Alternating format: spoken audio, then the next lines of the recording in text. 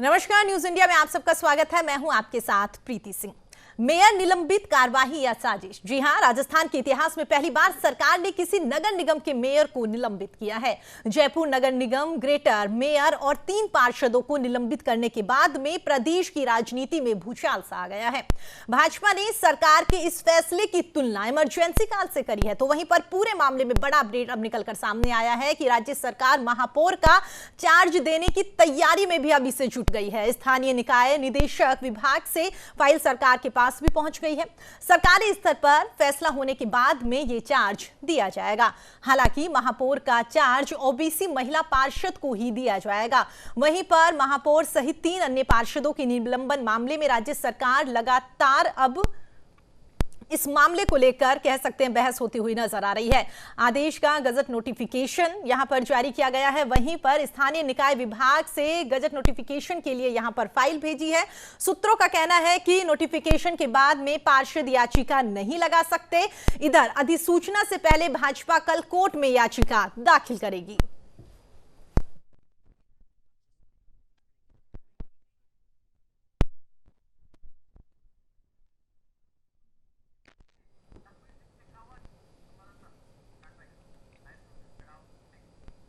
तो आपको बता दें, मेयर निलंबित किए गए हैं, उसके साथ में 3 पार्षदों को यहां पर निलंबित किया गया है और उसके बाद से लगातार राजनीति जो है उसमें भूचाल आता हुआ नजर आ रहा है। क्या कुछ ये पूरा मामला है, कार्रवाई जो की गई है वो वाकई ही कार्रवाई है या साजिश है, इसको लेकर बातचीत करेंगे। तमाम मेहमान भी हमारे साथ जुड़ेंगे। फिलहाल हम आपको बता दें, जयपुर से हमारे सहयोगी लखवीर सिंह शेखावत हमारे साथ जुड़ गए हैं। लखवीर, सबसे पहले कम शब्दों में कि क्या कुछ ये पूरा मामला है और कहां से इसकी शुरुआत हुई?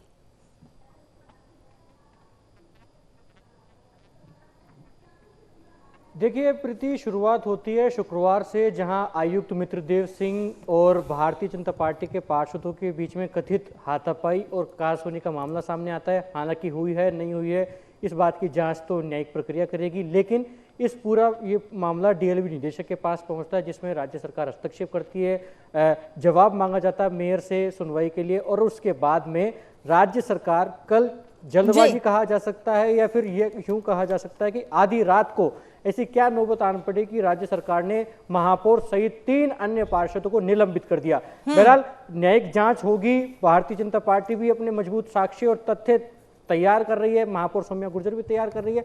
लेकिन बड़ा अपडेट न्यूज इंडिया के माध्यम से अब बताना चाहेंगे कि डीएलबी निदेशक अब किसी भी वक्त आदेश जारी कर सकते हैं, और आदेश की फाइल जो है वो राज्य सरकार को भेज दी गई है कि जब निलंबन हो चुका है मौजूदा महापौर का, तो किसी भी ओबीसी महिला, क्योंकि ओबीसी महिला रिजर्व था राजधानी जयपुर के ग्रेटर नगर निगम के लिए, तो वहां पर किसी ओबीसी महिला को महापौर नियुक्त करना होगा। तो ऐसे में राज्य सरकार या सक्षम स्तर के मंत्रियों पर तय करेगा कि आखिरकार किस ओबीसी महिला को महापौर बनाया जाएगा। क्या वो भारतीय जनता पार्टी की होंगी या कांग्रेस पार्टी की होंगी? बहरहाल सूत्रों के हवाले से अगर खबर सामने यही आ रही है कि कांग्रेस पार्टी के ही किसी ओबीसी महिला को पार्षद बनाया जाएगा, क्योंकि अगर जब निलंबन हो गया है तो ये राज्य सरकार का फैसला है कि आखिरकार जब निलंबन हो चुका है, उस मौजूदा पद पर कोई काबिज नहीं है, तो राज्य सरकार किसी न किसी जो रिजर्व है उस पद के लिए उसको बिठाएगी।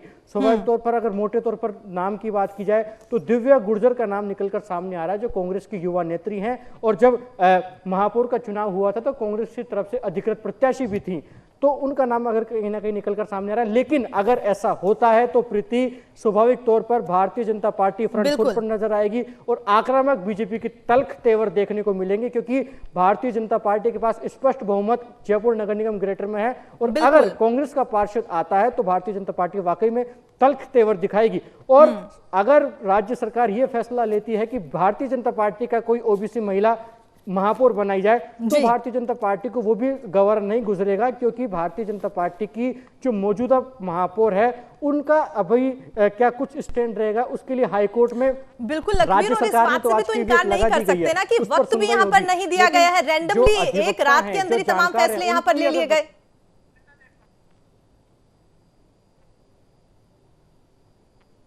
यही कारण बनेगा प्रीति कि इस पूरे मामले में राज्य सरकार ने जो केवियट लगाई है उस पर हाईकोर्ट कहीं ना कहीं एक बार तो स्टे लगाएगा, और अगर स्टे लगता है तो निलंबन जो है वो भी रद्द माना जाएगा। और अगर आदेश रात तक आ जाते हैं कि किसी भी व्यक्ति को जिम्मा सौंपा जाए चार्ज दिया जाए तो उस पर भी निलंबन लग जाएगा। अगर राज्य सरकार इस पूरे मामले में स्टे लगाता है तो भारतीय जनता पार्टी को भी अपने साक्ष्य सबूत जुटाने में कहीं ना कहीं समय मिल पाएगा, और जो जवाब सक्षम स्तर के अधिकारी डीएलबी के जो निदेशक से मांगा गया है उस पूरी कहासुनी का, वो राज्य सरकार को मेयर सौम्या गुर्जर और भारतीय जनता पार्टी के द्वारा दिया जाएगा। और अब भारतीय जनता पार्टी के जो तमाम अधिवक्ता सेल है, विधि प्रकोष्ठ है, उनका साफ तौर पर कहना है कि जब महापौर सौम्या गुर्जर को समय नहीं दिया गया, एक रात में ही पूरी काया पलट हो गई। बिल्कुल बिल्कुल लखवीर, यही बड़ी बात है कि एक रात में जिस तरीके से इस पूरी कार्रवाई को अंजाम दिया गया है, उसके बाद से लगातार इस पूरे मामले को लेकर अब राजनीति काफी गर्माती हुई नजर आ रही है। दोबारा आपका रुख करेंगे तो इसी बीच हम आपको बता दें, दो मेहमान हमारे साथ जुड़ गए हैं। आपको बता दें, राजस्थान हाईकोर्ट अधिवक्ता प्रतीक कासलीवाल जी हमारे साथ जुड़ गए हैं। प्रतीक कासलीवाल जी, बहुत बहुत स्वागत है आपका न्यूज इंडिया पर। साथ ही हम आपको बता दें, प्रदेश संयोजक बीजेपी विधि प्रकोष्ठ के सुरेंद्र सिंह नरूका जी हमारे साथ जुड़ गए हैं। सुरेंद्र सिंह नरूका जी, आपका भी न्यूज इंडिया पर बहुत बहुत स्वागत है। प्रतीक कासलीवाल जी, आपके पास आना चाहूंगी। जिस तरीके से अभी हमारे सहयोगी हमारे साथ जुड़े हुए थे, उन्होंने भी बताया कि किस तरीके से लगातार एक ही रात में पूरी कार्रवाई यहां पर की गई है। आपसे जानना चाहेंगे, जो ये कार्रवाई यहां पर की गई है 3 पार्षदों के साथ मेयर को जो यहां पर निलंबित किया गया है, ये कार्रवाई कितनी सही है? क्या वाकई इस तरीके से कार्रवाई कर सकती है सरकार? देखिए, सरकार के पास जो 2009 का कानून है उसमें प्रावधान है सेक्शन 39 में, जिसके तहत वो मेंबर को रिमूव कर सकती है। लेकिन उसी का अगर आप खंड घ देखेंगे, ABCD, डी में 5-6 चीजें प्रेस्क्राइब्ड है। या तो कोई मिसकंडक्ट हो, या डिस्ग्रेसफुल कंडक्ट हो, या अपनी पोजीशन का अब्यूज हो। बट इन सब कारणों पे भी सरकार को जो इंक्वायरी होती है legal service, state legal service के रैंक के ऑफिसर के द्वारा, एक प्रॉपर अपॉर्चुनिटी देने के बाद ही हो सकती है। अगर अपॉर्चुनिटी प्रॉपर नहीं दी गई है तो ये ऑर्डर जो है ये गलत होगा। और अगर एक ही रात में दिया है तो अगर किसी को अपना तर्क देना है, अपना पक्ष देना है, तो उसको सही समय देना पड़ेगा। वो अपने एविडेंस की क्या ये मिसकंडक्ट था या नहीं था, एलिगेशन सही थे या नहीं थे, तो वो प्रोविजन में लिखा हुआ है कि आपको एक प्रॉपर अपॉर्चुनिटी देनी है। और मुझे नहीं लगता कि जब एक रात में अगर इस तरीके की इंक्वायरी करके फैसला हुआ है तो वो अपॉर्चुनिटी सही मायने में दी गई होगी। और साथ ही साथ ये भी प्रावधान है कि इसके बाद एक जुडिशियल इंक्वायरी कराना अनिवार्य है। लेकिन इन सब में तो लगेगा समय। अब इस बीच क्या रहेगा, तो मेरा मानना है क्योंकि अपील का कोई प्रावधान नहीं है, तो हाईकोर्ट जो है इसमें इंटरफेरेंस कर सकते हैं कि जब तक प्रॉपर अपॉर्चुनिटी दी नहीं जाए तब तक इस ऑर्डर को यथास्थिति बरकरार रखी जाए और स्टे किया जाए। जी, जानने की कोशिश करते हैं कि वाकई जिस तरीके से मुद्दा निकलकर सामने आया उसके बाद से लगातार राजनीति इस पर होती हुई नजर आ रही है। सुरेंद्र सिंह नरूका जी, जिस तरीके से एक ही रात में इस पूरी कार्रवाई को अंजाम दिया गया है, क्या लगता है, कैसे देखते हैं? आपको लगता है वाकई कार्रवाई ना होकर एक साजिश के तहत इस तरीके से यहाँ पर सरकार की ओर से कार्रवाई की गई है? कि पूर्णतः एक साजिश के तौर पे ही ये कार्रवाई की गई है। क्योंकि अगर सरकार को ऐसा लगा कि किसी कमिश्नर के साथ में कोई अभद्रता हुई है तो प्रॉपर उसकी जांच करने का एक कानूनी तरीका है, उस अनुसार जांच करनी चाहिए। जो चेयरमैन है, आयुक्त महोदय हैं, वो सीनियर IAS हैं। आज जो महापौर महोदय को हटाया गया है वो इसलिए इस ग्राउंड के साथ में हटाया गया है कि ये सब ये जांच को प्रभावित कर सकते हैं महापौर के रहते हुए। तो एक IAS ऑफिसर क्या उसके नीचे अधीनस्थ RS है उसको प्रभावित नहीं कर सकता? जांच अधिकारी किसको बनाया सरकार ने? जांच अधिकारी एक RS को बनाया है। जांच किसकी कर रहे हैं वो RS महोदय? एक सीनियर IAS की जांच कर रहे हैं। तो इससे ये साफ जाहिर नहीं होता कि वो प्रभावित RS ऑफिसर प्रभावित न होगा। फिर आपने जांच का जो प्रॉपर सेक्शन 39 में, जैसे हमारे साथी अधिवक्ता ने बताया कि बाकायदा एक प्रोसेस है, उस प्रोसेस के अंदर इंक्वायरी की जाती है। इंक्वायरी के अंदर स्पष्टीकरण के लिए सदस्य जो मेंबर है, तो मेंबर भी एक सेक्शन 69 के तहत, 62 के तहत वो भी एक लोक सेवक है। उस मेंबर को एक प्रॉपर टाइम दिया जाता है, उस प्रॉपर टाइम में वो स्पष्टीकरण दे। आप इस नोटिस का इनका आप देखें, ये नोटिस आपको 5 तारीख को 4 तारीख को रात में जारी किया जा रहा है, 5 तारीख को सुबह नोटिस मिल रहा है और वो कह रहे हैं कि आप 3 बजे तक जवाब दें। वो कह रहे हैं साहब कोविड की गाइडलाइन है, कोविड की गाइडलाइन के अंदर आप सोमवार तक आपका कर्फ्यू है। वो किसी अपने अधिवक्ता से या किसी से लीगल ओपिनियन ले तो किसी के पास जाए, उससे राय मशवरा करे, उसका कहीं कोई टाइम नहीं है। आपकी कोविड गाइडलाइन के अंदर वो कहाँ जाएगा? उसके बाद वो एक एप्लीकेशन व्हाट्सएप के जरिए भेज रहा है कि मुझे प्रॉपर जवाब का मौका दिया जाए, तो उसको वापस एक नोटिस दे रहे हैं कि नहीं, आपका कोई आपको जवाब का मौका नहीं दिया जाएगा, आप 11 बजे से 2 बजे तक अपना जवाब पेश करें। तो ये सभी स्थितियां हैं। फिर रात को 11:30 बजे आप ऑर्डर जारी कर रहे हैं और महापौर महोदय को और जो सदस्यगण है उनको आप निलंबित कर रहे हैं, तो पूर्णतः सरकार की एक केवल साजिश है। और आपने जो आरोप प्रत्यारोप लगाए हैं कमिश्नर महोदय ने, वो किस कारण से लगाए हैं? क्या ऐसे सदस्यों ने क्या किया? जो बीवीजी कंपनी है, उस बीवीजी कंपनी हड़ताल पे चली गई। हड़ताल पे जाने से जयपुर ग्रेटर के जितने भी आमजन है उनके घरों में कचरा सड़ रहा है, रोड पे जो कचरा सड़ रहा है उसकी वैकल्पिक व्यवस्थाओं के लिए तो कहा है, और तो कुछ भी नहीं कहा ना। उनको ये तो कैसा वैकल्पिक व्यवस्था कर दे। उस वैकल्पिक व्यवस्था में कौन सा तो उनके राजकार्य में बाधा पहुंचा दी, और उस वैकल्पिक व्यवस्था से उनको जो निवेदन कर दिया उसमें कौन से उनके साथ अभद्रता हो गई? आपने अभद्रता का एक भी शब्द दिखा कि साहब मेरे साथ ये अभद्रता की, मेरे साथ ये कोई गाली गलौज की, या इस आदमी ने मेरे साथ कोई मारपीट की? जी। तो ये पूरा ही राजनीतिकरण है, और सरकार को कम से कम ऐसी छिछोरी, ऐसी ओछी हरकतें नहीं करनी चाहिए। कानून पर हमें पूरा विश्वास है। हम कोर्ट में जाएंगे, कोर्ट इस बात को सुनेगी। पहले भी इन्होंने ऐसा सुरेंद्र जी, किया। आप ये कहना चाहते हैं कि कहीं ना कहीं यहाँ पर सरकार ने वक्त नहीं दिया, जिस तरीके से आप कह रहे हैं कि एक ही रात में इस पूरी कार्रवाई को अंजाम दे दिया गया। रात को यहाँ पर नोटिस जारी किया जाता है, सुबह वो पहुंचता है और उसके बाद में खुद ही यहाँ पर सरकार जो है वो आपस में ही सुनवाई करके फैसला ले लेती है। मैं ये कहना चाहता हूँ कि उन्होंने जो कानून की जो परिभाषा है, उस कानून की परिभाषा से दुराचरण रूप से उसका उपयोग वो कर रहे हैं। कानून की जो परिभाषा है, ये एक्ट की जो मंशा है, वो एक्ट की मंशा इस तरीके की नहीं है कि आप इस तरीके से जल्दीबाजी में ऐसा निर्णय लें। और ऐसा ही निर्णय इन्होंने कमेटी के ऊपर भी लिया था, जिस पर हम हाईकोर्ट में गए थे। हाईकोर्ट ने बाकायदा हमारी सुनी और उन पर स्टे हुआ। और इस पे भी ये भी जो कार्रवाई है बिल्कुल न्याय विरुद्ध है। इस पे भी न्यायालय में हमें पूर्ण विश्वास है, न्यायालय हमें सुनेगी और न्याय देगी। बिल्कुल, दोबारा आपका रुख करूंगी। आगे बढ़ते हैं तो आपको बता दें हमारे साथ कांग्रेस नेता डॉक्टर अर्चना शर्मा जी जुड़ गई हैं। डॉक्टर अर्चना शर्मा जी, बहुत बहुत स्वागत है आपका न्यूज इंडिया पर। धन्यवाद जी। जिस तरीके से ये कार्यवाही की गई है, लगातार कह सकते हैं कि भारतीय जनता पार्टी के तमाम नेता हैं, उनकी ओर से प्रतिक्रिया भी आई है और सबने साफ कहा है कि एक साजिश के तहत इस पूरी कार्रवाई को अंजाम दिया गया है सरकार की ओर से। देखिए, ऐसा कुछ नहीं है। जो एक व्यवहार होना चाहिए निर्वाचित प्रतिनिधि का, उसके विपरीत उन्होंने अपना व्यवहार किया, आचरण किया, और एक सरकारी अधिकारी के साथ हाथापाई की, उनके साथ अभद्रता का व्यवहार किया जी। और उसके साक्षात्कार सबने किया। कोई ऐसा भी नहीं था कि किसी के सामने नहीं हुआ। तो अपने पद की गरिमा का जो हनन किया ही किया, अपने अधिकारों का भी दुरुपयोग किया। और आप जानते शुरू से ही उनका जो मंतव्य था चुनाव लड़ने से लेकर अब तक भ्रष्टाचार को संरक्षण देना, उनके एंटीसीडेंट्स भी ऐसे ही हैं। तो जो कानून संस्थाएं चलती है ना किसी भी लोकतांत्रिक व्यवस्था में, उसके लिए कानून बने होते हैं। बस कानून के दायरे में चाहे जनप्रतिनिधि हो, अधिकारियों से काम करना पड़ता है। अगर उसका उल्लंघन होगा तो कानून कार्रवाई करेगा। इन्होंने तो कानून को हाथ में लेने का काम किया है। बिल्कुल न्यायोचित कार्रवाई हुई है। आप जानते हैं मेयर की गरिमा क्या होती है? फर्स्ट सिटीजन होता है सिटी का, और उसका बहुत बड़ा सम्मान होता है। लेकिन यह सम्मान तार किया खुद ने, उस पद की गरिमा को निचले स्तर तक ले जाकर के पहुंचा दिया। और जब कार्रवाई हो गई तो कहते हैं कि हमें अवसर नहीं दिया। किस अवसर की दरकार थी उनको? लेकिन भाजपा ये भी तो कह रही है, अर्चना जी, भाजपा यहाँ पर ये भी कह रही है कि जो ये कार्रवाई यहाँ पर की गई है, एक तो साजिश के तहत कार्रवाई की गई है, दूसरा जिस तरीके से जिनकी ओर से शिकायत यहाँ पर करवाई गई है, क्या वो जांच को यहाँ प्रभावित नहीं कर सकते? वो अपने पद पर क्यों अभी भी बरकरार हैं?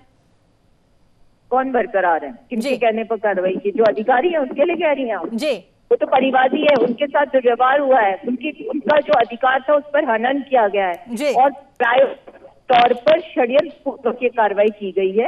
और जब ऐसी कार्रवाई होती है तो उसके खिलाफ जो इसको अंजाम करता होते हैं उनको अच्युत करना पड़ता है ताकि प्रभावित ना कर सके। कार्रवाई होगी। और आपको इनको भारतीय जनता पार्टी वालों को याद दिलाइए ना, स्वर्गीय भैरव सिंह शेखावत जी का वो आचरण जो शुचिता का परिचायक है। उन्होंने अपने कैबिनेट मंत्री से, जिन्होंने जाकर के सेक्रेटरीट में वरिष्ठ प्रशासनिक अधिकारी को थप्पड़ मार दिया था, उन्होंने चंद घंटों में उनसे इस्तीफा ले लिया था। ये सिर्फ पार्षद थी, अधिरोपक थी, बिना इच्छा के बनाई गई थी। इनके विधायकों की आकांक्षा नहीं थी ऐसी मेयर को देखने की, और बाड़ेबंदी करनी पड़ी प्रचंड बहुमत के बावजूद। ऐसी महिला जो गरिमा का हनन करती रही हो पद की, उन्हें हटाया जाना मुझे लगता है ग्रेटर नगर निगम के सुखद साबित हो। ठीक है, सुरेंद्र जी क्या कहेंगे? जिस तरीके से उन्होंने कहा कि वाकई ही एक कानून प्रक्रिया के तहत यहाँ पर पूरी कार्रवाई को अंजाम दिया गया है। साथ ही उन्होंने ये भी कहा कि ऐसा नहीं है कि वक्त नहीं दिया गया था, यहाँ पर वक्त दिया गया था कि वो अपना पक्ष यहाँ पर रख सकते हैं, जवाब यहाँ पर रख सकते हैं, लेकिन उन्होंने साफ मना कर दिया आने से। उसके बाद में इस पूरी कार्रवाई को अंजाम दिया गया है। कांग्रेस कानून की प्रक्रिया बहुत अच्छी तरह से चलाना जानती है। बाड़मेर के विधायक साहब ने इस्तीफा दिया उनको जो उपाध्यक्ष महोदय के सामने उपस्थित होने के लिए कोविड गाइडलाइन के बाद में उपस्थित होने के लिए कहा कि अभी कोविड चल रहा है, उसकी जो समय सीमा खत्म हो जाए उसके बाद में वो उपस्थित हो। और यहाँ पे जो पार्षद और जिनके दूसरे महापौर और जो पार्षद गण है उनकी जांच के लिए आप रात को 11 बजे, रात को 12 बजे आप नोटिस जारी कर रहे हैं और उनको तुरंत ही जवाब के लिए समय दे रहे हैं और उसी वक्त उनका डिसीजन कर रहे हैं। ये दो मत कैसे हैं कांग्रेस के। दूसरी बात अर्चना जी की भ्रष्टाचार की बात, महापौर जो वर्तमान जयपुर ग्रेटर की जो महापौर है उसने सबसे पहले आप नगर निगम पे जाएं, वहां पे बाकायदा एक नंबर उन्होंने जारी किया कि अगर ऐसा किसी प्रकार का भ्रष्टाचार हो उस पे आप फोन करें, बताएं। और जो भ्रष्टाचार निरोधक ब्यूरो है उसको भी कहा कि इस तरीके की कोई भी जांच हो या कोई ऐसा बिल हो पास होता हो तो उसकी शिकायत आपके पास आए तो आप तुरंत जांच करें। आयुक्त महोदय ने जो एक लिमिटेशन है कि इस लिमिटेशन तक महापौर को बिल जारी करने का प्रोविजन है, उससे लिमिटेशन के नीचे हैं वो आयुक्त महोदय भी बिल जारी कर सकते हैं। आप बीवीजी कंपनी में ऐसा क्या इंटरेस्ट था कि बीवीजी कंपनी के बिल जारी करने के लिए आपने तुरंत राज्य सरकार को नॉमिनेट कर दिया जो महापौर को पावर था? आपने पहले बीवीजी कंपनी के बिलों को टुकड़ों के अंदर जारी किया, ऐसा क्या जरूरी था? तो भ्रष्टाचार की बू आ रही है वो बाकायदा सरकार की तरफ से आ रही है।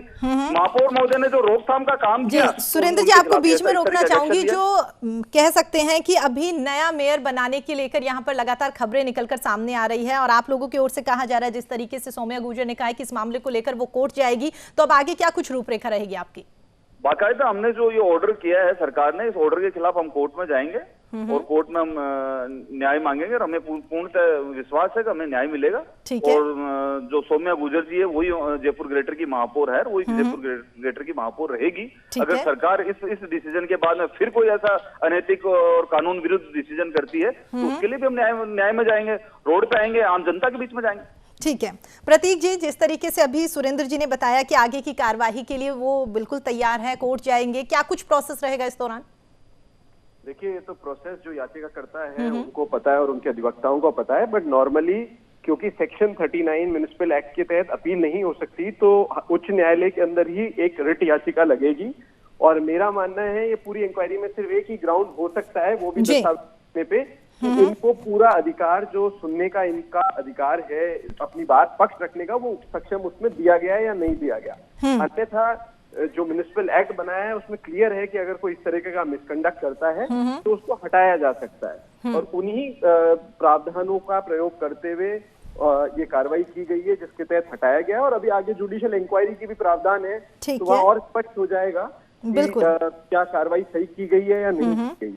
जी ठीक है। अभी इंटरिम रिलीफ के तौर पे तो उच्च न्यायालय के समक्ष ही जाना मेरे मानना है कि एक ही रास्ता बचता है इनके पास और 226 में जो रिट याचिका लगती है उसके तहत जाकर के इस ऑर्डर को चैलेंज किया जाता है। ठीक है लखवीर, जिस तरीके से पूरा मामला निकलकर सामने आया है उसके बाद से लगातार भारतीय जनता पार्टी के तमाम नेता जो है वो इस बात से नाराज भी है, प्रदर्शन भी इस बात को लेकर किया जा रहा है कि गलत कार्रवाई की गई है, एक षड्यंत्र यहाँ पर रचा गया है और उसके बाद में उन्हें यहाँ पर निलंबित किया गया है। पिछले कुछ दिनों की बात करें तो यहाँ पर अतिक्रमण को लेकर भी सरकार की ओर से कार्रवाई कर दी गई थी, लेकिन खुद यहाँ पर कह सकते हैं कि मेयर को इस बारे में नहीं पता था, तो कह सकते हैं कि तभी से लगातार ये मामला धीरे धीरे चलता हुआ नजर आ रहा है। लखवीर,